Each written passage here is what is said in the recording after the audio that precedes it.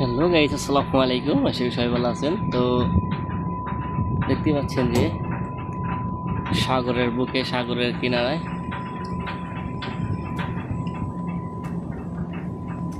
অনেক সুন্দর সুন্দর শিপ স্থাপন করা হয়েছে শুধুমাত্র মেরামত করার জন্য। পুনরায়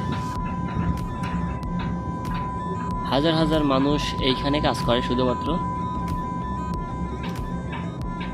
তাদের ভবিষ্যৎ গড়ার জন্য। হাজার হাজার মানুষ প্রবাসী জীবনযাপন করে, তাদের পরিবার পরিজন আত্মীয় স্বজন যেন ভালো থাকে সেই উদ্দেশ্যে। তো দেখতেই পাচ্ছেন আমার সামনে অনেকগুলো শিপ।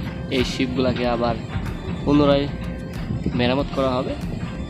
কোনো কোনো শিপ পেইন্টিং করতে হবে, কোনো কোনো শিপের দেখা যাচ্ছে যে কোনো অ্যাঙ্গেল, কোনো